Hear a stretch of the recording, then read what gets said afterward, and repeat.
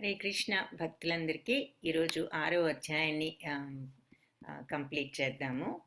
ఓం అజ్ఞానతిమిరాంధస్య జ్ఞానాంజనశలాకయా చక్షురున్మిళితం యేన తస్మై శ్రీ గురవే నమః. నమో ఓం విష్ణుపాదాయ కృష్ణప్రేష్ఠాయ భూతలే శ్రీమతే భక్తివేదాంత స్వామి ఇతి నామినే. నమస్తే సారస్వతీ దేవి గౌరవాణి ప్రచారిణే నిర్విశేష శూన్యవాది పాశ్చాత్య దేశధారిణి. हे कृष्णा करुणा सिंधो दीनबंधो जगत्पते गोपेश गोपिका कांता राधा कांता नमोस्तुते. तप्त कांचन गौरांगी राधे राधे वृंदावनेश्वरी वृषभानुसुते देवी प्रणमामि हरिप्रिये. जय श्री कृष्ण चैतन्य प्रभु नित्यानंद श्री अद्वैत गदाधरा श्रीवासादि गौर भक्त वृंद. हरे कृष्णा कृष्णा कृष्णा हरे हरे हरे राम राम राम हरे हरे हरे कृष्ण कृष्ण कृष्ण हरे हरे हरे राम राम राम हरे हरे हरे कृष्ण कृष्ण कृष्ण हरे हरे हरे राम राम राम हरे हरे. హరే కృష్ణ భక్తులందరికీ. సో నిన్న మనము ఈ అధ్యాయంలో 24 శ్లోకాస్ చూసాము. సో ఈరోజు 25th శ్లోకా నుంచి మనం కంటిన్యూ చేద్దాము. సో నిన్న ఇక్కడ వరకు కంటిన్యూ చేసాము.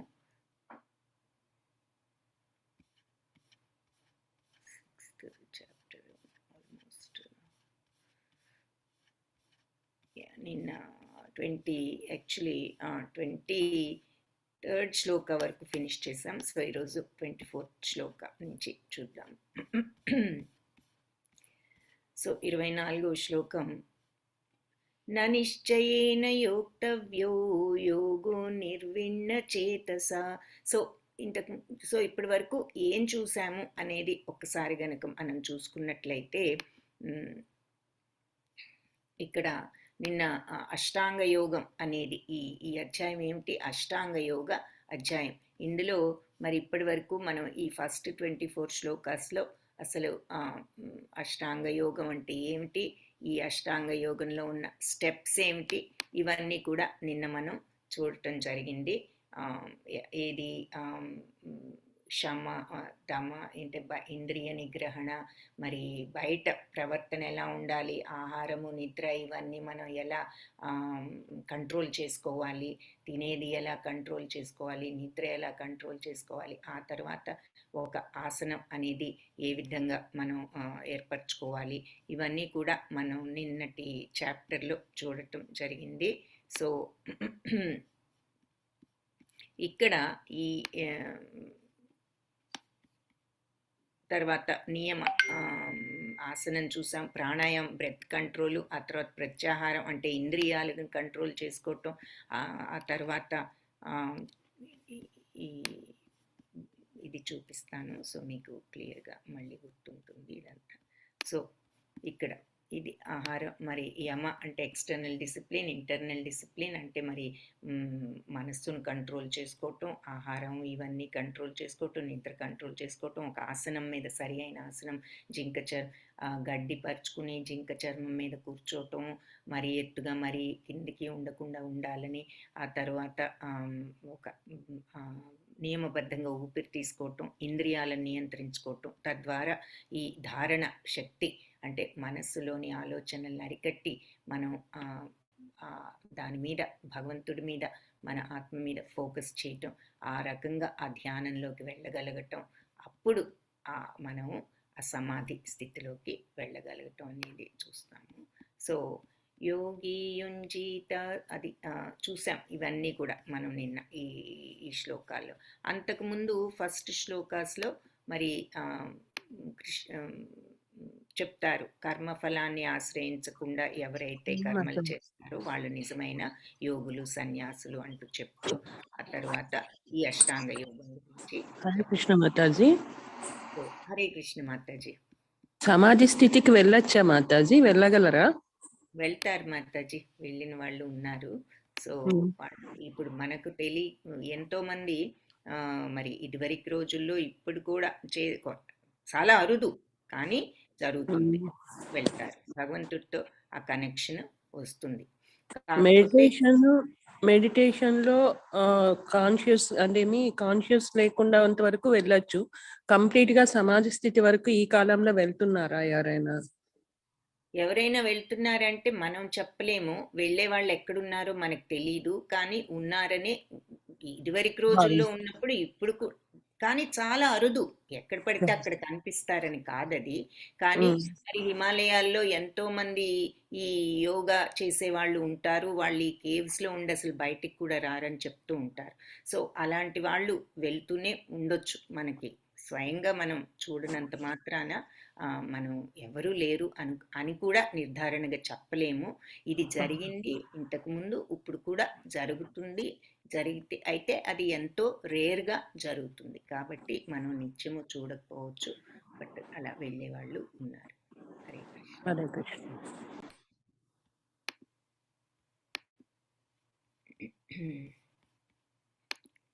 సో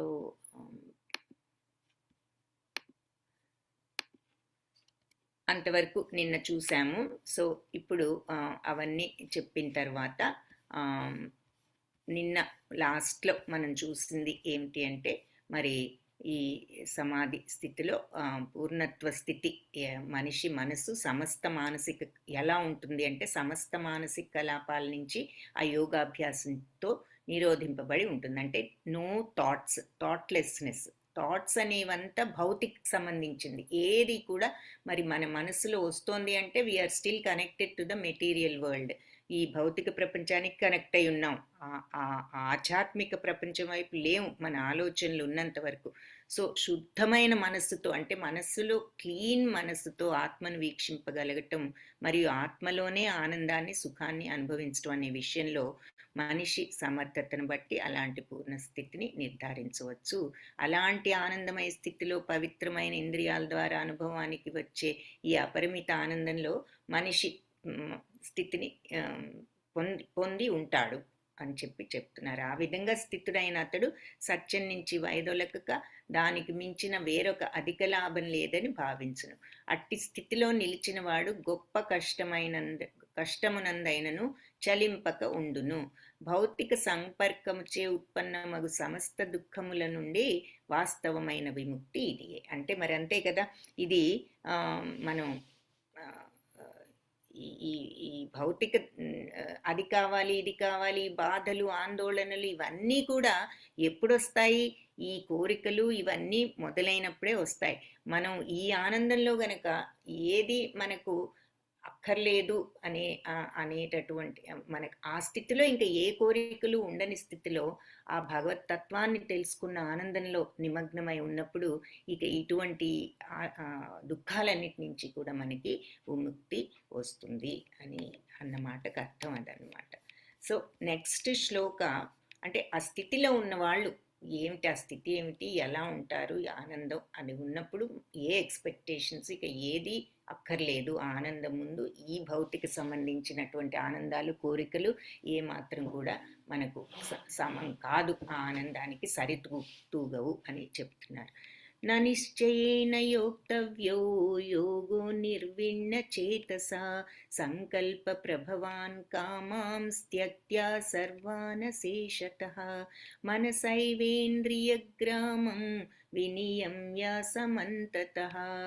సో స్థిర నిశ్చయంతో, శ్రద్ధతో ఈ యోగాన్ని అభ్యసిస్తూ మనిషి ఆ మార్గం నుంచి వైదొలగకుండా ఉండాలి. అంటే ఒకరోజు ఏదో కొంచెం సేపు చేసి మర్నాడు మళ్ళీ మానేసి అలా కాదు. ఆ స్థిర డిటర్మినేషన్తో, దృఢత్వంతో శ్రద్ధ అనేది చాలా ముఖ్యం.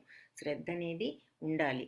సో మానసిక కల్పనల నుండి ఉత్పన్నమైన విషయ కోరికలన్నింటినీ ఎటువంటి మినహాయింపు లేకుండా త్యజించి అతడు మనస్సు ద్వారా ఇంద్రియాలను అన్ని వైపుల నుంచి నియమింపవలెను అని చెప్తున్నారు. సో అన్ని మనసు నుంచి ఉత్పన్నమయ్యే ఈ కోరికలన్నిటినీ ఎలాంటి మినహాయింపు లేకుండా త్యజించి, అంటే కంప్లీట్గా అన్నిటినీ కూడా త్యజించి మనస్సు ద్వారా ఇంద్రియాలను అన్ని వైపుల నుండి నియమింపవలను.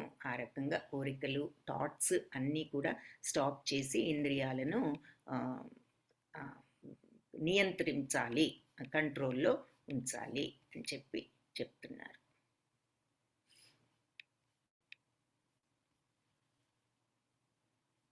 సో ఇక్కడ నిశ్చయం అంటే డిటర్మినేషన్ ఎలా ఉంటుందంటే ఇక్కడ ఒక కథ చెప్తున్నారు. ఒకసారి ఒక సముద్రపు అలల్లో ఒక పిచ్చుక తన ఎగ్స్ గుడ్లను పోగొట్టుకుందంట. పోగొట్టుకున్నప్పుడు అది చాలా బాధపడి ప్రార్థించింది సముద్రుణ్ణి, ఏది నా గుడ్లు నాకు తిరిగి ఇవ్వమని. కానీ సముద్రుడు ఆ ప్రార్థన ఆలకించలేదు. కాబట్టి అది సముద్రాన్ని నేను ఎండిపోయేటట్లు చేస్తాను అని వెంటనే తన ముక్కుతో సముద్ర జలాన్ని కొంచెం తీసుకురావటం పక్కన పెట్టడం చేస్తోంది. ఇది దుస్సాధ్యం కాబట్టి అందరూ కూడా దానిని హేళన చేయటం ప్రారంభించారు ఆ పిచ్చుకను. అప్పుడు ఆ పిచ్చుక గురించిన వార్త నెమ్మదిగా గరుత్మంతుడికి చేరింది, శ్రీ మహావిష్ణువు వాహనమైన గరుత్మంతుడికి. అప్పుడు ఆ గరుత్మంతుడికి తన మరి పక్షి జాతి కదా ఆ సోదరి అయిన పిచ్చుక మీద ఆయన కరుణ కలిగి వెంటనే దాని దగ్గరికి వెళ్ళి దాని యొక్క దృఢ నిశ్చయానికి సంతోషించి సహాయం చేస్తానని ఆయన వాగ్దానం చేయడం. ఆ తర్వాత గరుత్మంతుడు ఆ పిచ్చుక గ్రుడ్లను మళ్ళీ తిరిగి దానికి ఇచ్చివేయండి అని చెప్పి, లేకపోతే పిచ్చుక చేసేటటువంటి పని స్వీకరింపు, గ్రుడ్లన్నా తిరిగి ఇచ్చేసేయి, లేదంటే పిచ్చుక చేసి ఈ పనిని నువ్వు స్వీకరించు అని చెప్పి సముద్రుడితో చెప్తే సముద్రుడు వెంటనే భయపడి ఆ గ్రుడ్లను తిరిగి ఇచ్చివేశాడు. ఈ రకంగా అంటే పిచ్చుక ఆనందం పొందింది. అంటే ఇక్కడ ముఖ్య ఎగ్జాంపుల్ ఏమిటి అంటే ఆ డిటర్మినేషన్, శ్రద్ధ అనేది ఉండాలి. ఉత్సాహము, పట్టుదల, నిశ్చయము ఇదంతా కూడా మన యొక్క భక్తుల సమక్షంలో విద్యుక్త ధర్మాలు నిర్వహించటం, ఇలా సత్వగుణ కార్యాలులోనే సంపూర్ణంగా నిమగ్నం అవటం, ఇవన్నీ కూడా ఇలా చేయటం ద్వారా ఈ భక్తి యోగాన్ని ఈ యోగాన్ని విజయవంతంగా నిర్వహింపవచ్చు అని ఉపదేశామృతంలో కూడా ఉన్నది. సో ఉత్సాహము, పట్టుదల, నిశ్చయం అనేది ఉండాలి. సో ఈ నిశ్చయం, ఈ డిటర్మినేషన్ ఎంత గాఢంగా ఉండాలంటే ఈ పిచ్చుకకు ఉన్నంత గాఢంగా ఉండాలి అని చెప్తున్నారు. సో అదేవిధంగా యోగాభ్యాసమైన భక్తి భావం అయినా సరే మనం ఆ రకంగానే అతి కఠినమైనదిగా తోచవచ్చు, కానీ నియమాలను నిశ్చయంగా పాటించే వారికి భగవంతుడు తప్పకుండా సహాయం చేస్తాడు. తనకు తాను సహాయం చేసుకునే వాడికి భగవంతుడి సహాయం లభిస్తుంది అన్నది మనకు తెలిసిన విషయమే కదా అని చెప్తున్నారు. శనైరుపరమే బుద్ధ్యా ధృతి గృహీతయా ఆత్మసంస్థం మనః కృత్వా నకించిదపి చింతయేత్. సో క్రమంగా ఒకదాని తర్వాత ఒకటి ఈ బుద్ధితో మనకి నిశ్చితమైనటువంటి నిశ్చలంగా మనం క్రమంగా అప్పుడు నిశ్చలంగా మనకు ఈ బుద్ధితో ఆత్మసంస్థం మనః కృత్వ. సో మనస్సును ఆత్మయందే నిలిపి నకించిదపి, ఇక వేరే వాటిని దేనిని కూడా చింతయే తలంచకూడదు అని చెప్తున్నారు. సో నిశ్చయమైన బుద్ధితో క్రమంగా నెమ్మదిగా మనిషి ఈ సమాధి మగ్నుడు కావాలి. అంత డిటర్మినేషన్ చాలా ఇంపార్టెంట్. ఆ పిచ్చుకు స్టోరీ మనం గుర్తుంచుకోవాలన్నమాట. అలాంటి నిశ్చయమైన బుద్ధితో క్రమంగా నెమ్మదిగా మనిషి సమాధి మగ్నుడు కావాలి. ఆ విధంగా మనస్సును ఆత్మలోనే నిలిపి అతడికి దేనిని గురించి చింతింపరాదు అని చెప్తున్నారు. సో సరి అయిన నిశ్చయం బుద్ధి ద్వారా ఇంద్రియ కర్మల నుంచి క్రమంగా మనం విరమణ పొందాలి. ఇదే ప్రత్యాహారము అంటే దాని అర్థం ఇదనమాట. ప్రత్యాహారం అన్నారు కదా, అంటే నిశ్చయము, ధ్యానము, ఇంద్రియ కర్మల నుంచి విరమణ, వీటన్నిటి ద్వారా మనస్సును సమాధిలో లగ్నం చేయాలి. డిటర్మినేషన్ ఉండాలి, ఆ కాన్సన్ట్రేషన్ ఉండాలి. ఇంద్రియాల నుంచి మరి మనసు ముందు డిటర్మినేషన్ అంటే అసలు ఆ నిశ్చయం చేయాలి అనే పట్టుదల ఉండాలి. ధ్యానం, కాన్సన్ట్రేషన్ ఉండాలి. ఇంద్రియ కర్మల నుండి విరమణ అంటే మన ఇంద్రియాలు చేసేటటువంటి మామూలు పనుల నుంచి మనం విత్డ్రా అవ్వాలి. అలా ఉన్నప్పుడు ఈ సమాధిలో మన అట్లా విరమించుకుని మనస్సును సమాధిలో లగ్నం చేయాలి అని చెప్తున్నారు. యతో యతో నిశ్చలతి మనశ్చంచలమస్థిరం తతస్తతో నియమ్యైతదాత్మాన్యేవ వశం నయేత్. చంచలత్వం మరియు అస్థిరత్వం కారణమున మనస్సు ఎక్కడ పరిభ్రమించినా దానిని అక్కడి నుంచి మళ్ళీ నిగ్రహించి ఆత్మవశానికి తీసుకురావాలి. సో వెళ్తూ ఉంటుంది. మరి ప్రాక్టీస్ చేసేటప్పుడు ఒకేసారి మనం ఆ స్థితికి వెళ్ళం. మైండ్ అటు ఇటు వెళ్తూ ఉంటుంది చంచలత్వంతో, అస్థిరత్వంతో. కానీ మళ్ళీ దాన్ని అక్కడి నుంచి ఆ మనస్సును వెనక్కి తీసుకొచ్చి ఆత్మవశానికి, ఆత్మవైపుకి మళ్ళించాలి అని చెప్తున్నారు. సో చంచలత్వం, అస్థిరత్వం ఇవన్నీ మన స్వభావాలు. కాబట్టి అలాంటి మనస్సును ఈ యోగి నియంత్రణ చేయాలి, కంట్రోల్ చేయాలి.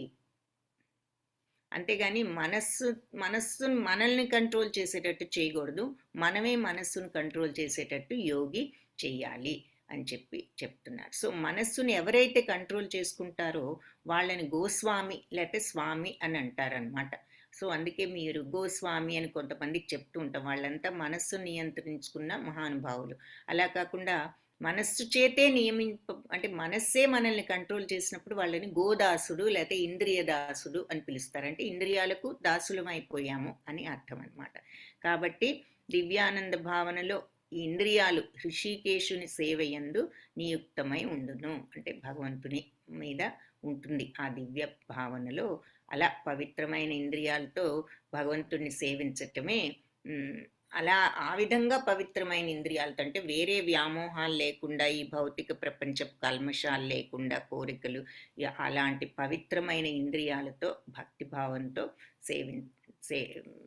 ఉన్నప్పుడు అలా సేవించినప్పుడు అది భక్తిభావం అని అంటారు అని చెప్తున్నారు అన్నమాట. సో ఇంద్రియాలను అదుపులోకి తెచ్చుకోవడమే ఉత్తమమైన మార్గం దీనికి. సో యోగాభ్యాసపు అత్యున్నత పూర్ణత్వమైన దీనికి మించినది లేదు. సో యోగాభ్యాసంలో ఈ ఇంద్రియ కంట్రోల్ చేసుకుని ఆ రకంగా భగవంతుడి మీద మనస్సును లగ్నం చేయటమే ఉత్తమమైన భక్తి యోగము అని చెప్తున్నారు. ప్రశాంతమనసం హీనం యోగినం సుఖముత్తమం ఉపైతి శాంతరజసం బ్రహ్మభూతం అకల్మషం. సో ప్రశాంతమైనటువంటి మనస్సుతో హీనం అంటే నిశ్చయంగా ఈ రకంగా యోగినం సుఖముత్తమం, ఈ యోగి సుఖము ఉత్తమమైనది. సో ఇలా మనస్సు లగ్నమైన తర్వాత శాంతంగా ఉండి భగవంతుడి మీద లగ్నమైనటువంటి ఈ మనస్సు, ఇలా ప్రశాంతంగా ఉన్నటువంటి ఈ మనస్సు ఇక ఈ యోగంలో అత్యున్నత పరిపూర్ణత్వాన్ని ఇలా సుఖవంతంగా ఉత్తమంగా ఉంటూ అత్యున్నత పరిపూర్ణత్వాన్ని పొందుతుంది. ఈ రకంగా ఎవరైతే మనస్సును ఈ యోగంలో పెడతారో వాళ్ళ మనసు సుఖంగా ఉత్తమంగా ఉంటుంది. అంటే అత్యున్నత పూర్ణత్వాన్ని పొందుతారు, ఆధ్యాత్మిక ఆనందపు యొక్క హైట్స్లోకి వెళ్తారు. ఆధ్యాత్మిక ఆనందంలో వాళ్ళు చవి చూస్తారు కంప్లీట్గా అని చెప్తున్నారు. ఉపైతి శాంతరజసం అంటే పొందుతారు. ఏది? రజోగుణం నశించి ఆ శాంతరజసాన్ని పొందుతారు. బ్రహ్మభూతం అకల్మషం అంటే పరతత్వ భావన ద్వారా ముక్తి. పూర్వము చేసిన అకల్మషం, అంతకు పూర్వం చేసిన పాపాలన్నిటి నుంచి కూడా వాళ్ళు ముక్తులవుతారు. ఈ పరతత్వ భావన అర్థం చేసుకున్న వాళ్ళు పూర్వం చేసిన పాపాల నుంచి కూడా విముక్తులు అవుతారు. సో నా మనస్సును భగవంతుడి మీద ప్రశాంత మనసు అంటే యోగంలో లగ్నమైన యోగి తప్పనిసరిగా ఆధ్యాత్మిక ఆనందపు అత్యున్నత పూర్ణత్వాన్ని పొందుతాడు. రజోగుణానికి పరంగా ఉండే అతను అంటే రజోగుణం ఏమాత్రం ఉండదు. అతడు పరబ్రహ్మంతో తనకు గల గుణరీతి ఆ ఏకత్వము అంటే బ్రహ్మతత్వము, పరబ్రహ్మతత్వం, సచ్చితానంద తత్వాన్ని రుచి చూసినవాడు కాబట్టి, తెలుసుకున్నవాడు కాబట్టి, అనుభవపూర్వకంగా తెలుసుకున్నవాడు కాబట్టి ఆ పరబ్రహ్మంతో తనకు గల గుణరీతి ఏకత్వం, ఆ సింబలిజం అనమాట. మరి ఆత్మకు సచ్చితానంద తత్వం, భగవంతుడికి సచ్చితానంద తత్వం కాబట్టి ఎప్పుడైతే అతను ఆ సచ్చితానంద తత్వాన్ని రుచి చూడగలిగాడో, అనుభవించగలిగాడో, అనుభవపూర్వకంగా తెలుసుకోగలిగాడో, అతనికి భగవంతుడితో ఆ ఏకత్వం అనేది, ఆ యూనియన్ అనేది కలుగుతుంది. సో పూర్వకర్మ ఫలాలన్నిటి నుంచి కూడా ఇకప్పుడు అతను విముక్తి పొందుతాడు అని చెప్తున్నారు. సో ఆ భౌతిక మెటీరియల్ వరల్డ్ నుంచి ఆ రిలీజ్ అవ్వటమే బ్రహ్మభూత స్థితి అని చెప్తున్నారు. అంటే ఈ భౌతిక ప్రపంచం నుంచి విడుదలై వాళ్ళ ఆధ్యాత్మిక ప్రపంచంలోని ఆ ఆనందాన్ని వాళ్ళు చవి చూడగలిగినప్పుడు అదే బ్రహ్మభూత స్థితి అని చెప్తున్నారు. మద్భక్తిం లభతే పరాం, నా భక్తుడికి ఆ పరమస్థితి లభిస్తుంది అని 18.54లో కూడా శ్రీకృష్ణుడు చెప్తాడు. యుంజన్నేవం సదాత్మానం యోగి విగతా కల్మషః సుఖేన బ్రహ్మ సంస్పర్శం అత్యంతం సుఖమశ్నుతే. సో ఆ విధంగా ఆత్మనిగ్రహుడైన యోగి నిరంతరం ఈ యోగాన్నే అభ్యసిస్తూ భౌతిక కల్మషాలకు దూరుడై భగవంతుడి దివ్యమైన ప్రేమలో అత్యున్నత పూర్ణానంద స్థితిని పొందుతాడు అని చెప్తున్నాడు. పరబ్రహ్మతో కూడుకున్నటువంటి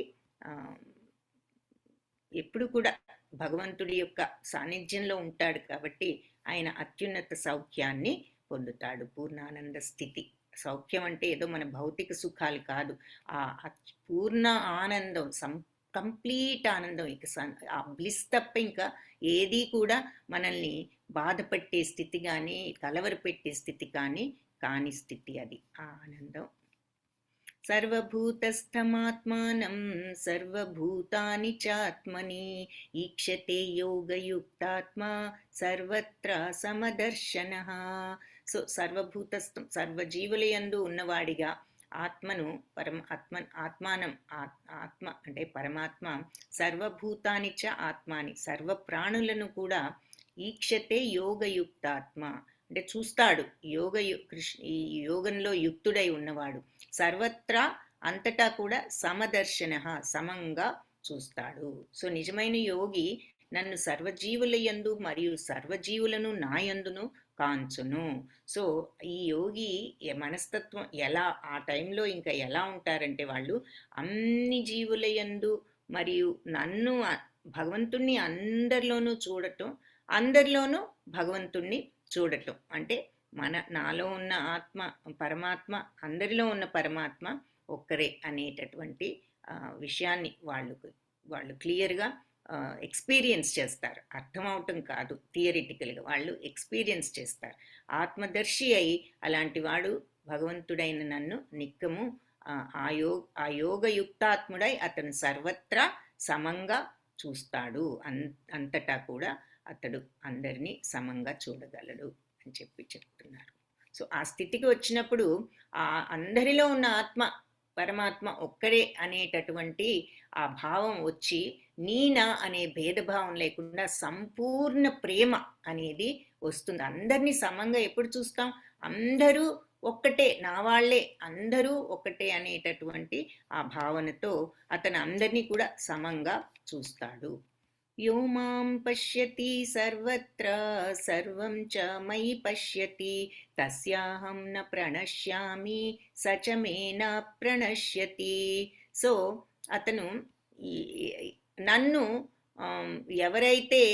ఎవరైతే నన్ను సర్వత్రా చూస్తారో, తర్వాత అన్ని చోట్ల కూడా సమస్తము కూడా నాయందు చూస్తారు, నన్ను అంతటా చూస్తారు, ఆ తర్వాత అంతటిలో నన్ను చూస్తారు. సో భగవంతుడిని అంతటా చూస్తున్నారు. అంటే ఏటు చూసినా వాళ్ళు భగవంతుడి యొక్క శక్తినే చూస్తున్నారు. తస్యాహం నా ప్రణశ్యామి, వాడికి నేను కనపడకపోను. సచమేనా ప్రణశ్యతి, అతడు కూడా నాకు కనపడకపోడు. సో నన్ను సర్వత్రా వీక్షించేవాడికి మరియు నా యందు సమస్తము కాంచువాడికి నేను కనిపించకపోవటం కానీ నాకు అతడు కనిపించకపోవటం కానీ జరగదు అని చెప్తున్నారు. సో ఎవరైతే భగవంతుణ్ణి సర్వత్రా చూస్తారో, అన్నిట్లో భగవంతుణ్ణి చూడగలుగుతారో, అలాగే భగవంతుల్లో సమస్తము చూడగలుగుతారో, ఇటు అటు కూడా అంటే ఏదీ లేదు అంతా భగవంతుడే అనేటటువంటి, అందరూ కూడా భగవదంశలే, భగవంతుడి యొక్క ప్రతిరూపాలే అనేటటువంటి ఒక ఆ ప్రేమ భావం ఉన్నప్పుడు భగవంతుడి మీద నేను ఆ స్థితిలో ఉన్నవాడికి నేను కనిపించకపోవడం కానీ అతను నాకు కనిపించడం పోవడం కానీ ఉండదు అని చెప్తున్నారు.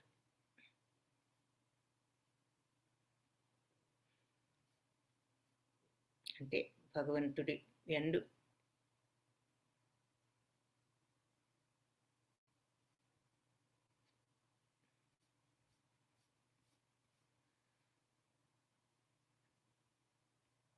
సర్వభూతస్థితం యో మాం భజత్యేకత్వమాస్థితా సర్వదా వర్తమానోపి సయోగి మయి వర్తతే. కాబట్టి నేను మరియు హృదయాస్థ పరమాత్మ ఇద్దరము ఒకటేనని, అంటే అన్ని జీవరాశులలో స్థితుడనై అందరి హృదయాల్లో ఉన్న నన్ను భజతి, భక్తియుక్త సేవతో సేవించునో, ఎవరైతే భక్తిగా సేవిస్తారో, భజతి ఏకత్వంలో అస్థిత నిలిచిన వాళ్ళై అలా ఎవరైతే స్థితులై ఉంటారో, అన్ని రకాలుగా వర్తమానోపి అలా నిలిచి ఉన్నప్పటికీ అలాంటి దివ్యజ్ఞాని నాయందే నిలిచి ఉంటాడు. అంటే నేను మరియు హృదయస్థ పరమాత్మ ఇద్దరం కూడా ఒకటేనని ఎరిగి పరమాత్మ భజనయందు నియుక్తుడైన యోగి అన్ని పరిస్థితుల యందును నాలోనే ఉంటాడు. అంటే భగవంతుడు మనలో ఉన్నటువంటి పరమాత్మ, నేను నాలో ఉన్నది భగవంతుడు ఉన్నాడు ఆ పరమాత్మ. కాబట్టి రెండు కూడా ఒకటి అనేది తెలుసుకుని ఆ భగవంతుడి యొక్క మన ఆత్మ మరియు ఆ పరమాత్మ, హృదయస్థ పరమాత్మ రెండు కూడా ఒకటే అన్నది తెలుసుకుని అన్ని పరిస్థితుల్లోనూ నాలోనే నిలిచి ఉంటాడు, నాయందే నిలిచి ఉంటాడు అని చెప్తున్నారు.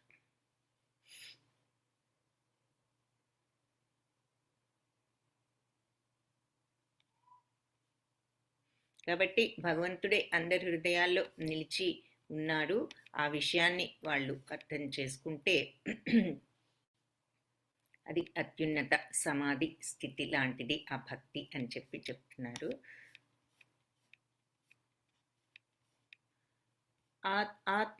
ఆత్మౌపమ్యేన సర్వత్రా సమం పశ్యతి యో అర్జున సుఖం వా యది వా దుఃఖం సయోగి పరమో మతః. సో అర్జున, ఎవరు తనతో పోల్చుకుని సమస్త జీవులను వాటి సుఖ దుఃఖములందు సమంగా కాంచునో అతడే ఉత్తమ యోగి అని అంటారు. సో ఎవరు సమస్త జీవులను వాటి సుఖ దుఃఖాలను సమంగా కాంచునో, అందరినీ సమానంగా చూస్తూ వాళ్ళ సుఖ దుఃఖాలు అన్నిటినీ కూడా సమంగా అట్లా చూసేవాడే ఉత్తమ యోగి. అంటే సర్వుల సుఖ దుఃఖాలు తెలిసి ఉండేవాడు అని అర్థం అన్నమాట. అందరి యొక్క సుఖ దుఃఖాలను కూడా తెలిసి ఉండేవాడు, వాళ్ళు నిజంగా యోగి అని చెప్తున్నారు.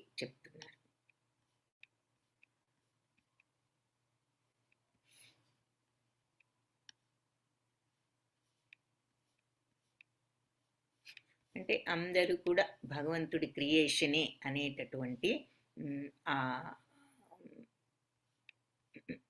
ఆ భావం ఉన్నవాళ్ళు యోగులు. యోయం యోగస్త్వయా ప్రోక్త సామ్యేన మధుసూదన ఏతస్యాహం న పశ్యామి చంచలత్వాత్ స్థితిం స్థిరాం. ఇదంతా విని ఇది అర్జున ఉవాచ అనమాట. అర్జునుడు అంటున్నాడు, మధుసూదన, మనస్సు చంచలం మరియు అస్థిరం ఉంటుంది కదా, మరి నీవు ఈ విషయాన్ని ఇంత కంప్లీట్గా సంగ్రహంగా చెప్పిన ఈ యోగ పద్ధతి ఆచరణకు మహా అసాధ్యంగా ఉంది, అసలు తట్టుకోలేని ఓర్చుకోలేమో అనిపిస్తోంది, ఇవన్నీ వింటుంటే ఇది సాధ్యమైనదిగా నాకు అనిపించడం లేదు అని చెప్పి అంటున్నాడు. సో ఇది అంటే శుచౌదేశే అనే పదంతో ప్రారంభమైంది కదా, అంటే పవిత్రమైనటువంటి భూమిలో యోగీపరం అనేటటువంటి పదంతో సమాప్తం ఉంది. ఈ యోగ పద్ధతిని శ్రీకృష్ణుడు ఇలా వివరించారు. దానికి నేను ఆసక్తుణ్ణి అని అక్కడ అర్జునుడు అనుకుంటున్నాడు అనమాట, చెప్తున్నాడు. దీనిని పాటించటం చాలా కష్టం అనిపిస్తోంది అని చెప్పి. ఎందుకంటే మరి ఈ కలియుగంలో మామూలు మనుషులు కిందాక మనం మాట్లాడుకున్న ఈ ఇల్లంతా విడిచి కొండలు అడవులు ఈ ఏకాంత స్థలంలోకి పోయి యోగాభ్యాసం చేయటం అంత సాధ్యం కాని విషయం. ఎందుకంటే ఎక్కడో కొందరు తప్ప మామూలుగా అందరూ ఈ కలియుగంలో చేసేది కాదు. ఇదివరకు సత్యయుగంలో ఆ టైంలో తపస్సులే భగవంతుడిని చేరుకోవటానికి మార్గం కాబట్టి అప్పుడు చాలామంది చేస్తూ ఉండేవారు. కానీ ఈ కలియుగంలో అది సాధ్యం కాని విషయము.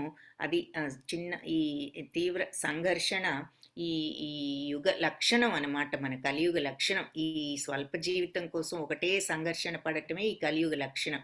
కాబట్టి ఆత్మానుభూతి విషయంలో శ్రద్ధ అనేది లేదు ఈ యుగంలో మోస్ట్లీ మనుషులకు అని చెప్తున్నారు ఈ భాష్యంలో. కాబట్టి సామాన్యులు ఆచరణయోగ్యమైన పద్ధతుల్నే వాళ్ళు లేకపోయినట్లయితే ఇక నియమిత జీవితం, ప్రత్యేక ఆసనము, స్థానం, ఇవన్నీ మామూలు జీవితంలోనే కరెక్ట్గా ఉండటం చేత కావడం లేదు. ఇంక ఇవన్నీ ఎక్కడ, ఈ కఠిన కార్యాలన్నీ కూడా ఎక్కడ చేస్తారు అని చెప్తూ, కాబట్టి రాజవంశానికి చెందిన ఈ అర్జునుడు ఎంతో అత్యంత వీరుడు, మరి యోగ్యుడు, ఉన్నతుడు, ఇవన్నీ ఉన్నాయి. మరి భగవంతుడికి ప్రియమిత్రుడు అయి మరి 5000 సంవత్సరాల పూర్వం అర్జునుడు ప్రస్తుతం మనకున్న పరిస్థితుల కంటే కూడా ఇంకా అనుకూల పరిస్థితులు ఉన్నాయి అర్జునుడికి. ఈ కలియుగంలో అసలు అవి కూడా లేవు, ఆ మాత్రం అనుకూల పరిస్థితులు. అయినా కూడా ఈ యోగ పద్ధతిని అతను తిరస్కరించడం జరిగింది. సో ఇది అసాధ్యం అని కూడా అతను భావించాడు. మరి ఇక అతనే అలా అనుకుంటే ఇక మన ఈ రోజుల్లో మన పరిస్థితి ఏమిటి? ఇవన్నీ మనం చేయటం అంత ఈజీ కాదు అని చెప్తున్నారు.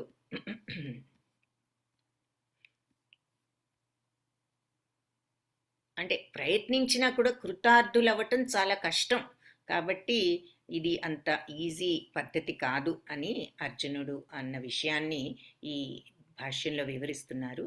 నెక్స్ట్ ఇంకేమంటున్నాడు అర్జునుడు? చంచలం హి మన కృష్ణ ప్రమాధి బలవదృఢం తస్యాహం నిగ్రహం మన్యే వాయోరివ సుదుష్కరం. ఈ మనస్సు అనేది చాలా చంచలం కృష్ణ, చాలా ప్రమాది, అంటే చాలా మనల్ని కలత పెట్టేటటువంటిది, మహాదృఢమైనది, బలమైనది, పట్టుదల గలది. ఈ తస్యాహం నిగ్రహం మన్యే, దీనిని నిగ్రహించటం అనేది నాకేమనిపిస్తోందంటే వాయోరివ సుదుష్కరం. అంటే వాయువునైనా నిగ్రహించవచ్చు, బంధించవచ్చేమో, కానీ గాలినైనా ఈ మనస్సును బంధించడం అనేది చాలా కష్టమైన పని నాకు అనిపిస్తోంది. ఈ మనస్సు చంచలం, కల్లోలం, దృఢమైనది, మహాబలమైనది. దీన్ని నిగ్రహించడం వాయువుని నిగ్రహించడం కంటే కష్టమని నాకు అనిపిస్తోంది అని అర్జునుడు అంటున్నాడు. అప్పుడు ఏం చెప్తున్నారో విందాం. భగవంతుడు శ్రీ భగవానువాచ అసంశయం మహాబాహో మనో దుర్నిగ్రహం చలం అభ్యాసేన తు కౌంతేయ వైరాగ్యేణ చ గృహ్యతే. అసంశయం మహాబాహు, సందేహం లేదు. మహాబాహువులున్న అర్జున, నువ్వు అన్నట్లు సందేహం లేదు. ఏ విషయంలో? మనో దుర్నిగ్రహం చలం. ఈ చలం అంటే ఈ చలించేటటువంటి మనస్సును నిగ్రహించటం చాలా కష్టం. సందేహం లేదు, కరెక్టే నువ్వు అన్నది. మనస్సును నిగ్రహించడం చాలా కష్టం. కానీ అభ్యాసేనతు కౌంతేయ, ప్రాక్టీస్ చేయాలి కౌంతేయ, సాధన చేయాలి. వైరాగ్యేణ చ గృహ్యతే, వైరాగ్యం ద్వారా అది నిగ్రహింపబడుతుంది. అనాసక్తి, ఆ వైరాగ్యం పెంచుకుంటే ఆ సాధనతో ఈ మనస్సును నిగ్రహించవచ్చు అని చెప్తున్నారు. సో మహాబాహు, గొప్ప భుజాలున్న కుంతిపుత్ర, మరి చంచలమైన మనస్సును నిగ్రహించడం నిస్సందేహంగా చాలా కష్టతరమైన పనే. కానీ దానిని అభ్యాసము, వైరాగ్యములతో సాధింపవచ్చు అని చెప్తున్నారు. సో ఆ రెండు ఉండాలి. సో ఆ అభ్యాసం చెయ్యాలి అని ఆన్సర్ చెప్పి అసంయతాత్మనా యోగో దుష్ప్రాప ఇతి మే మతి వశ్యాత్మనా తు యతతా శక్యో వాప్తుముపాయతః. సో మనస్సు నిగ్రహింపబడని వానికి ఆత్మానుభవం అతి కష్టమైనది పని.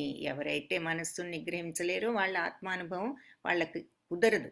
కాబట్టి మనోనిగ్రహం అనేది ఉండి దానికి తగిన పద్ధతి ద్వారా యత్నించేవాడికి జయం తప్పకుండా వస్తుంది. సో మెయిన్ ఆత్మానుభవం రావాలి అంటే ముందు మనస్సును నిగ్రహించాలి. అది మనస్సు నిగ్రహించిన వాడికి ఆత్మానుభవం అనేది రాదు. కాబట్టి ముందు మనోనిగ్రహం తెచ్చుకుని తగిన పద్ధతుల ద్వారా యత్నించేవాడికి అంటే యతత ప్రయత్నించటం, మనస్సును కంట్రోల్ చేసుకుని ప్రయత్నించినప్పుడు తగిన మార్గాలతో ఉపాయంగా మనస్సును కొన్ని పద్ధతుల ద్వారా ఆ మనస్సును కంట్రోల్ చేసుకుంటే అది సిద్ధిస్తుంది. ఇది నా అభిప్రాయం అని చెప్తున్నారు. సో ఏ కొన్ని పద్ధతులు యోగాభ్యాసం ఈ మనస్సును కంట్రోల్ చేసుకునే పద్ధతుల ద్వారా మనం దీన్ని ట్రై చేయొచ్చు అని చెప్తున్నారు. హరే కృష్ణ. ఇది చదివే వాళ్ళు ఎవరైనా ఉంటే హ్యాండ్ రేస్ చేయండి. ఈ భాష్యం చదువుదాము. హరే కృష్ణ. శ్రీదేవి మాతాజీ చదువుతారా? హరే కృష్ణ మాతాజీ. భాష్యం నుంచి మాతాజీ. అవును మాతాజీ. ఇక్కడ కొంచెం అడ్డం వస్తుంది మాతాజీ, కిందికి రావాలి. ఓకే. విషయ కర్మల నుండి మనస్సును దూరం చేయుటకు తగిన చికిత్సను పొందని వాడు ఆత్మానుభవం నందు విజయమును లేడని శ్రీకృష్ణ భగవానుడు ఇచ్చట ప్రకటించుచున్నాడు. భౌతిక ఆనందమున మనస్సును నిమగ్నం చేసే యోగాభ్యాసమునకు యత్నించుట అనున్నది ఒకవైపు అగ్నియందు నీరు పోయుచునే దానిని జ్వలింపచేయు యత్నము వంటిది. మనోనిగ్రహము లేనటువంటి యోగాభ్యాసము కేవలము కాలమును వ్యక్తము చేయుటయే కాగలదు. అటు యోగ ప్రదర్శనము బాహ్యమునకు ఆకర్షణీయముగా తోచునను ఆత్మానుభవమునకు సంబంధించినంత వరకు మాత్రము అది నిరుపయోగమై ఉన్నది. కనుక ప్రతి ఒక్కరూ మనసును సదా దివ్యమగు ప్రేమయుత సేవయందు లగ్నము చేయుట ద్వారా నియమించవలను. మనుజుడు కృష్ణ భక్తి రసాభావితుడు. మనుజుడు కృష్ణ భక్తి భావన యందు నిలువనిదే తన మనస్సును నియమింపజాలడు. అనగా కృష్ణ భక్తి రసాభావితుడు యోగాభ్యాస ఫలమును ప్రత్యేకమైన శ్రమ వేరేదియును లేకనే సులభముగా పొందగలడు. కానీ కేవలం యోగాభ్యాసపరుడు కృష్ణ భక్తి రసాభావితుడు కానిదే జయమును సాధింపలేడు. హరే కృష్ణ మాతాజీ. హరే కృష్ణ మాతాజీ. సో అది ఇక్కడ భగవంతుడు ఈ మనస్సును కంట్రోల్ చేసుకుంటే ఉపాయాల ద్వారా అంటే కొన్ని పద్ధతుల ద్వారా జయం సాధించవచ్చు అని చెప్పారు. ఇది నా అభిప్రాయం అని కూడా భగవంతుడు చెప్పారు. సో ఆ మనస్సును ఏ రకంగా కంట్రోల్ చేసుకుంటామంటే ఈ రోజుల్లో ఈ యోగాభ్యాసంతో ఎంతమంది కంప్లీట్గా మనస్సును కంట్రోల్ చేసుకోగలుగుతున్నారు?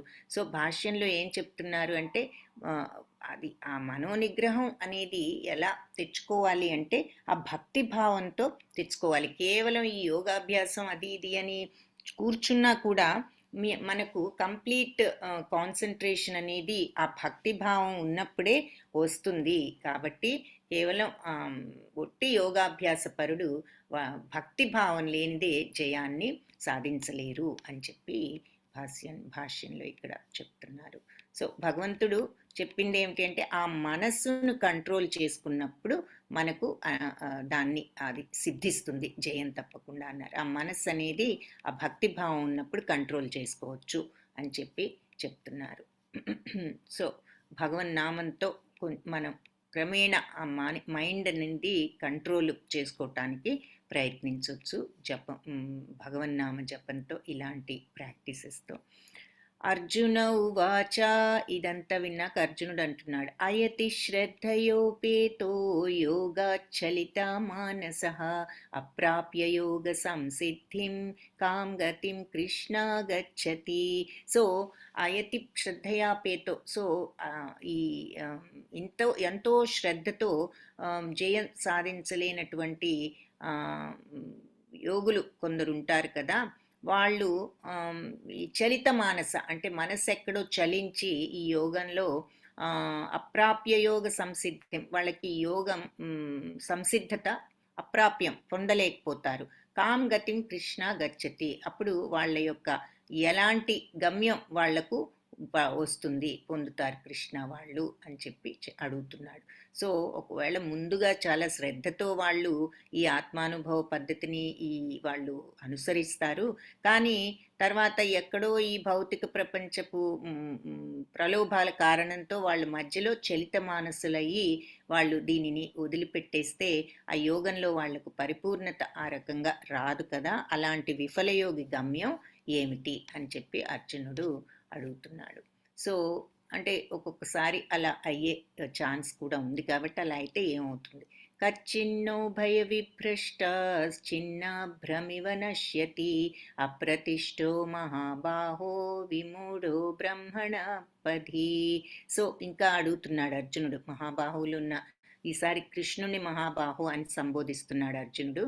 సో మహాబాహు కృష్ణ, మరి ఆధ్యాత్మిక మార్గం నుంచి ఇలా వైదొలిగినటువంటి మనుషులు మరి ఆధ్యాత్మిక జయాన్ని లౌకిక జయాన్ని రెండింటినీ పొందని వాళ్ళు అవుతారుగా. ఇటు లౌకికంగానూ వాళ్ళకి ఏమి ఎంజాయ్మెంట్స్ వదులుకున్నారు, ఆధ్యాత్మికంగా కూడా వాళ్ళ బ్లిస్ వాళ్ళు ఈ తెచ్చుకోలేకపోయారు పూర్తిగా. కాబట్టి ఎక్కడా స్థానం లేకుండా ఇలా గాలి చెదిరే మేఘాల్లాగా వాళ్ళు నశింపరా, అంటే అటు ఇటు కాకుండా అయిపోయి వాళ్ళు నశించరా అని చెప్పి అడుగుతున్నాడు. ఏ తన్మే సంశయం కృష్ణ చేతుమర్హస్య శేషతః త్వదన్య సంశయస్యాస్య చేతా నహ్యుపపద్యతే. సో ఇది నా యొక్క సందేహం, ఏ తన్మే సందేహం, ఇది నా యొక్క సందేహం కృష్ణ, చేతుం అర్హస్య శేషతః. సో ఇది తొలగించటానికి నా సందేహం అంటే ఏది, ఈ నా సందేహాన్ని తొలగించటానికి అర్హుడవు నువ్వే అని చెప్పి, నువ్వే తగినవాడివి. అశేషత అంటే పూర్తిగా నా సందేహాన్ని తొలగించగలిగేవాడు నువ్వే.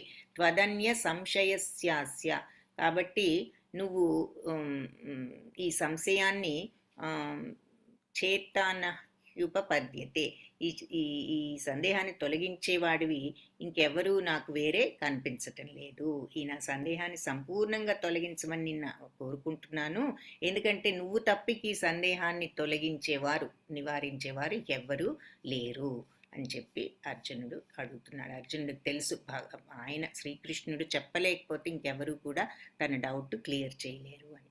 సో ఏంటి అంటే ఇది చాలా కష్టమైన ఈ మధ్యలో యోగం ప్రారంభించి మధ్యలో పూర్తి చేయలేని వాళ్ళ యొక్క స్థితి ఏమిటి అని అడిగాడు. దానికి భగవంతుడి సమాధానం విన్నాం. శ్రీ భగవానువాచ పార్థ నైవేహ నాముత్ర వినాశస్తస్య విద్యతే నహి కళ్యాణ కృత్కశ్చేద్ దుర్గతిం తాత గచ్చతి. సో పార్థ, మరి శుభకార్యాలయందు నియుక్తుడైన వాడు ఈ లోకంలో కానీ పరలోకంలో కానీ వినాశనం పొందడు. కాబట్టి అది ఒకవేళ మొదలుపెట్టినా ఫినిష్ చేయలేకపోయినా అతను ఆ శుభకార్యం మంచి పనిలో నియుక్తుడై మొదలుపెట్టాడు. కాబట్టి అలా మంచి పని మొదలుపెట్టిన వాడు ఆత్మని అర్థం చేసుకోవాలని శ్రద్ధతో మొదలుపెట్టి మధ్యలో ఫినిష్ చేయలేకపోయినా మొదలుపెట్టాడు శ్రద్ధతో. అలాంటి శుభకార్యాల్లో నియుక్తులైన వాడు ఈ లోకంలో అయినా పరలోకంలో అయినా వాళ్ళు ఎప్పుడూ కూడా నాశనాన్ని పొందరు. మిత్రమా, మంచి చేసేవాడు ఎప్పుడూ కూడా చెడుతో పరాజితుడు అవ్వడు, చెడుతో ఓడిపోడు. మంచి చేయటానికి ప్రయత్నించినప్పుడు వాళ్ళు ఎప్పుడు కూడా చెడు వల్ల ఓడిపోరు అని చెప్పి భగవంతుడు ఇక్కడ చాలా చక్కగా మనకు విషయాన్ని బోధించారు. దీన్ని ఎన్నో రకాలుగా మనం అన్వయించుకోవచ్చు నిత్య జీవితంలో కూడా. సో మంచి చేస్తే ఏం మిగిలింది అని మనం చాలాసార్లు అనుకుంటూ ఉంటాం. మనకేం ఉపయోగం జరిగింది, మంచికి పోతే చెడు ఎదురైంది, ఇలాంటి మాటలు మనకు పరిచితమే, విన్నాము. కానీ చేసిన మంచి ఎప్పుడైనా కానీ శుభకార్యాల్లో నియుక్తుడైన వాడు ఈ లోకంలో అయినా పరలోకంలో అయినా వినాశనానికి పొందడు. మంచి చేసేవాడు ఎప్పుడు కూడా ఓడిపోడు అని చెప్తున్నారు. చెప్తూ ఇంకా ఏం చెప్పారు అంటే, మరి ప్రాప్య పుణ్యకృతాం లోకానుషిత్వా శాశ్వతీ సమా శుచీనాం శ్రీమతాం గేహే యోగభ్రష్టోభిజాయతే. సో యోగభ్రష్టుడైన వాడు పుణ్యజీవులు నివసించే పుణ్యలోకాల్లోకి అనేక సంవత్సరాలు అక్కడికి వెళ్తాడు. వెళ్ళి అక్కడ ఎన్నో సంవత్సరాలు సుఖాలు అనుభవించిన తర్వాత ఏదైనా పవిత్ర కుటుంబంలో కానీ శ్రీమంతుల కుటుంబంలో కానీ జన్మిస్తాడు. అంటే అక్కడ పుణ్యాన్ని అనుభవించి మళ్ళీ మంచి జీవితం కోసం పవిత్రమైన వాళ్ళ ఇళ్లలో కానీ లేదంటే బాగా ధనవంతుల ఇంట్లో కానీ జన్మిస్తాడు అని చెప్తున్నారు. సో ఆ పుణ్యం అయ్యే వరకు అక్కడ ఉంటారు పుణ్యలోకాల్లో, ఆ తర్వాత మళ్ళీ వస్తారు. అథవా యోగినామేవ కులే భవతి ధీమతాం ఏతద్ధి దుర్లభతరం లోకే జన్మయదీదృశం. సో అలా లేదంటే ఒకవేళ చాలా కాలం దీర్ఘకాలం యోగాభ్యాసం చేసిన తర్వాత ఏదైనా లాస్ట్లో కృతకృత్యుడు కాలేదనుకో, ఆ ప్రయత్నంలో చాలా సంవత్సరాలు యోగంలో ఉండి అతడు జ్ఞానవంతులైన యోగుల ఇంట్లో పుట్టి ఈ జగంలో అలాంటి జన్మ నిశ్చయంగా అరుదుగా ఉంటుంది. కాబట్టి ఎక్కడో జ్ఞానవంతులైన యోగుల ఇంట్లో జన్మ పొందుతాడు. అంటే చాలా పుణ్యాత్ములు, జ్ఞానవంతులు, అలాంటి జన్మ ఎక్కడో తప్ప ఎవరికి రానటువంటి ఆ అరుదైన పుణ్య జన్మ ఆ జ్ఞానవంతుల ఇళ్లలో అతనికి లభిస్తుంది అని చెప్తున్నారు. సో జ్ఞానవంతులైన యోగుల ఇంట భక్తుల ఇంట జన్మ అతి ఘనంగా కూడా కీర్తించబడింది. అలా పుట్టిన వాళ్ళు, వాళ్ళ జన్మ ఎంతో గొప్పదన్నమాట. అలాంటి కుటుంబంలో పుట్టిన వాళ్ళు. సో అని భగవంతుడే చెప్తున్నారు, అలాంటి జన్మ చాలా అరుదుగా ఉంటుంది. ఇలాంటి ఆచార్యుల మనం చూస్తాం, కొంతమంది గోస్వాములు, ఆచార్యులు, వీళ్ళంతా ఇలా ప్రత్యేకంగా జన్మించిన వాళ్ళు. ఆ తరువాత వాళ్ళు ఇంకా చెప్తున్నారు, తత్ర తం బుద్ధి సంయోగం లభతో పౌర్వదేహికం యతతే చ తతో భూయ సంసిద్ధౌ కురునందన. సో అలా ఆ తర్వాత బుద్ధి వాళ్ళ యొక్క ఈ బుద్ధి సంయోగంతో, ఈ చైతన్యం వాళ్ళకి ఇంతకు ముందే ఈ బుద్ధి యోగం ఉన్నది కాబట్టి వాళ్ళ యొక్క పుణ్యంతో, పౌర్వదేహికం పూర్వజన్మకు సంబంధించినటువంటి వాళ్ళ పుణ్యంతో వాళ్ళు పునరుద్ధరణ పొందుతారు. ఈ యోగం వాళ్లకు లభిస్తుంది.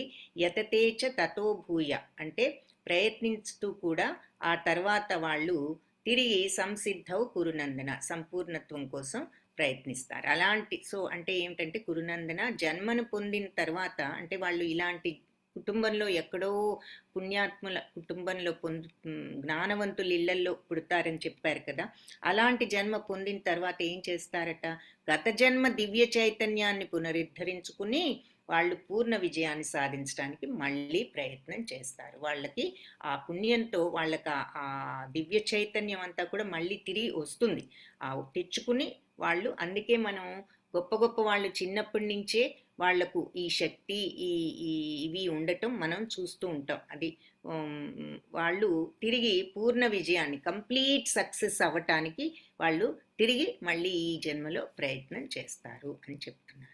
పూర్వాభ్యాసేన తేనైవ హ్రియతే హ్యవశోపి సహ జిజ్ఞాసురపి యోగస్య శబ్ద బ్రహ్మాతి వర్తతే. సో ఈ పూర్వజన్మ దివ్య చైతన్యం కారణంగా అతడు కోరుకోకుండానే అప్రయత్నంగా ఆకర్షితుడైపోతాడు ఆ యోగం వైపు. ఎందుకంటే పూర్వజన్మలో అతనికి ఆ యోగము అదంతా ఉన్నది కాబట్టి అతనికి ఆటోమేటిక్గా ఆ యోగం వైపుకి, అందుకే చిన్నతనం నుంచే ఆ యోగం వైపు ఆకర్షితులైన వాళ్ళు కూడా మనం చూస్తాం. జిజ్ఞాసువైన అట్టి యోగి శాస్త్రాలందు తెలుపబడిన కర్మ నియమాలకు సదా అతీతుడై ఉంటాడు అని చెప్తున్నాడు. సో ఆయన ఆ రకంగా వాళ్ళు ఉంటారు. ఆ తర్వాత ప్రయత్నాయతమానస్తు యోగి సంశుద్ధి కిల్బిషః అనేక జన్మ సంసిద్ధస్తతో యాతి పరాం గతిం. అది సో ఫైనల్గా ఈ సమస్త కల్మషాలన్నిటి నుంచి శుద్ధపడిన యోగి ఇంకా పురోగతి కోసం శ్రద్ధగా ప్రయత్నించినప్పుడు బహుజన్మల అభ్యాసం తర్వాత పూర్ణత్వాన్ని పడిసి అంత్యంలో పరమగతిని పొందుతాడు. సో ఎక్కడికి పోదు. ఈ జన్మలో ఫుల్గా మనం కంప్లీట్గా మనం చేయలేకపోయినా కూడా ఆ పుణ్యంతో నెక్స్ట్ జన్మలో అంటే ఎన్నో సంవత్సరాల ఆ పుణ్యంతో చివరిలో వాళ్ళు ఏదైనా సక్సెస్ అవ్వలేకపోతే ఇలాంటి ఫ్యామిలీస్లో పుట్టి వాళ్ళు ఆటోమేటిక్గా మళ్ళీ ఆ యోగాభ్యాసం వైపు ఇంట్రెస్ట్ ఆసక్తి చూపించి ఆ మార్గంలోకి వెళ్ళి చివరికి వాళ్ళు అన్ని కల్మషాల నుంచి శుద్ధిపడినటువంటి యోగులు కాబట్టి ఆ పురోగతి కోసం ఇంకా శ్రద్ధతో వాళ్ళు ప్రయత్నించుతారు. అలా ప్రయత్నించినప్పుడు ఎన్నో జన్మల అభ్యాసం తర్వాత అపూర్ణత్వాన్ని పొంది చివరికి పరమగతిని పొందుతారు అని చెప్తున్నారు. సో తపస్విభ్యోధికో యోగి జ్ఞానిభ్యోపి మతోధికః కర్మిభ్యశ్చాధికో యోగి తస్మాద్ యోగి భవ అర్జున. సో తపస్వి కంటే కూడా అధికుడు అయినటువంటి యోగి, జ్ఞానం కంటే కూడా అధికుడైనటువంటి యోగి, తర్వాత అంటే యోగి అయిన వాడు ఈ తపస్వి కంటే జ్ఞాని కంటే కామ్యకర్మ రతుడు అంటే కర్మయోగం ద్వారా యోగాన్ని చేసిన వాడి కంటే కూడా కామ్యకర్మ రతుని కంటే కూడా అధికుడైన వాడు. కాబట్టి అర్జున అన్ని పరిస్థితుల్లో నువ్వు యోగివి కమ్ము అని చెప్తున్నాడు. సో నువ్వు తపస్వివైన జ్ఞానివైన ఈ కామ్యకర్మలు చేస్తూ ఒకవేళ నిష్కామ కర్మలు అవి చేసిన వీటన్నిటికంటే కూడా యోగి అధికుడు. కాబట్టి నువ్వు అన్ని పరిస్థితుల్లో అలాంటి యోగివి కమ్ము అని భగవంతుడు చెప్తున్నారు. సో అంటే ఇక్కడ ఆ భక్తి యోగి అంటే అక్కడ ఆ భక్తి భావంతో ఉండగలగటము అన్నది కూడా మనం ఇందాక భాష్యంలో చూసాం.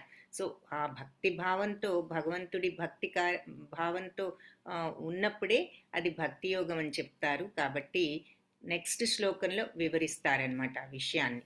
సో యోగినామపి సర్వేషాం మద్గతేనాంతరాత్మన.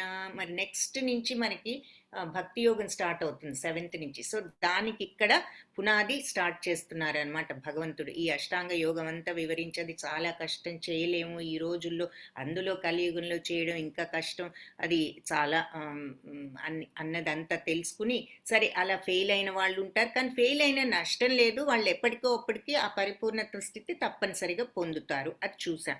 కానీ ఈ తపస్సుల కంటే జ్ఞానుల కంటే కర్మయోగం కంటే కూడా యోగి అయిన వాడు ఇంకా అధికుడు.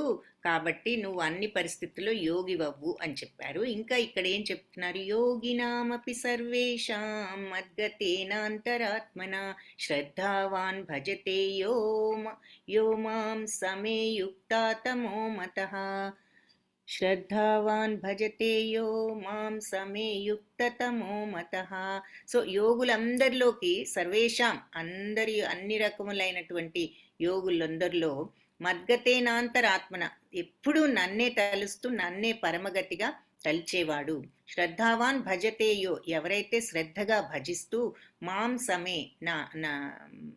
సమే అంటే నన్ను, అతడు నాకు యుక్తతమో మతః అత్యుత్తమమైన యోగి అని నా అభిప్రాయము. సో అత్యంత శ్రద్ధతో నా భావనయందే సదా నిలిచియుండువాడు, నన్నే తన యందు సదా స్మరించువాడు, మరియు నాకు దివ్యమైన ప్రేమయుత సేవను వనరించేవాడు అయిన యోగి యోగులందరికన్నా అత్యంత సన్నిహితంగా నాతో యోగంలో కూడి ఉన్నటువంటి వాడై ఉన్నాడు.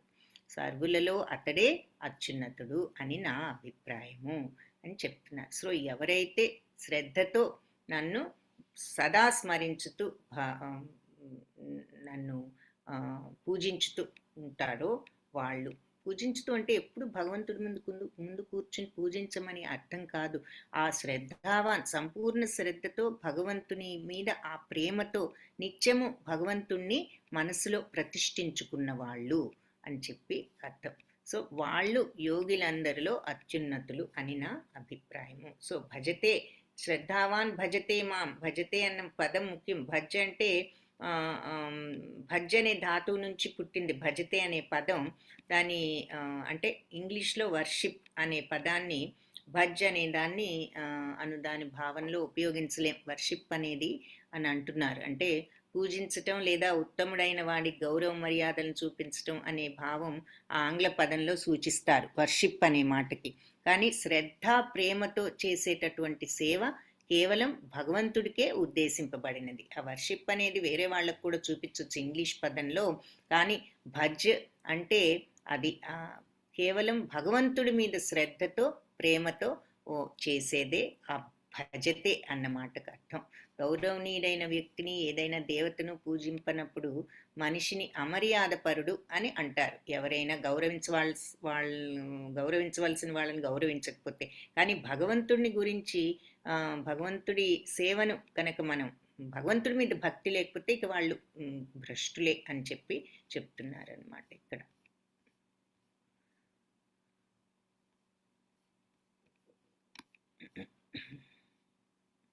కాబట్టి అన్ని యోగాలకు కూడా ఫైనల్గా అన్ని యోగాలకి పరమావధి ఏంటంటే భక్తి యోగమే. చివరికి అన్ని ఏ మార్గంలో వెళ్ళినా చివరికి ఆ భక్తిలోనే అందరూ లయమవుతారు. కాబట్టి అన్ని యోగాలు భక్తి యోగంలోనే చివరికి ఎండ్ అవుతాయి అని చెప్తున్నారు. కాబట్టి యోగము అంటే నిజానికి ఆ భక్తియే అని చెప్పి చెప్తున్నారు. ఆ భగవంతుడి మీద మరి ఆ కనెక్షన్ వచ్చినప్పుడు ఆ భక్తిభావం ఆ తన్మయత్వం ఏ మార్గంలో అయినా చివరికి అదే స్థితికి వస్తారు అని చెప్పి చెప్తున్నారు. సో డైరెక్ట్ భక్తి మార్గం ఇప్పుడు మీరాబాయి లాంటి వాళ్ళు వీళ్ళందరూ ఉన్నారు. వాళ్ళు మొదటి నుంచి భగవంతుని గోపికలు వాళ్ళకు వేరే జ్ఞానం మార్గాలు ఇవన్నీ కూడా వాళ్ళకి తెలియదు. వాళ్ళు సమస్తము ఆ భక్తి భావంలో లీనమై చేసిన వాళ్ళు. సో ఈ కర్మయోగంతో ప్రారంభమై భక్తి యోగంలో సమాప్తం పొందేటటువంటి ఆత్మను అనే ప్రయాణం కొంచెం లాంగ్, చాలా దీర్ఘమైనది. కానీ ఈ భక్తి యోగం అనేది మనం చూసాం. నిచ్చెన లిఫ్ట్ అని మనం ఇక్కడ చెప్పుకున్నాం. మరి భక్తి యోగంలో వెళ్ళినప్పుడు లిఫ్ట్లో వెళ్తే త్వరగా వెళ్తాము, మరి మెట్ల మీద వెళ్తే మరికి టైం పడుతుంది. సో ఈ యోగాలన్నీ కూడా భగవంతుని చేరుకోవటానికి ఒక నిచ్చెన లాంటివి. ఈ కర్మయోగం, జ్ఞానయోగం, అష్టాంగ యోగం ఇవన్నీ టైం పడతాయి. భక్తి యోగం అయితే అన్నిటికంటే చివరికి మిగిలిన యోగాలన్నిటి యొక్క తుదిగమ్యం కూడా ఆ భక్తి యోగమే. కాబట్టి ఆ భక్తి యోగం మార్గంలో వెళ్తే త్వరగా మనము ఆ స్థితికి చేరుకోగలము అని చెప్పి ఇక్కడ చెప్తున్నారు. హరే కృష్ణ. ఇంతటితో ఈ చాప్టర్ ముగించాము. సో నెక్స్ట్ క్లాస్లో 7th చాప్టర్ భక్తి యోగం స్టార్ట్ చేయొచ్చు. సో ధ్యాన యోగము అనే 6వ అధ్యాయం ఈ రోజుతో కంప్లీట్ చేశాం. హరే కృష్ణ కృష్ణ కృష్ణ హరే హరే, హరే రామ రామ రామ హరే హరే. హరే కృష్ణ.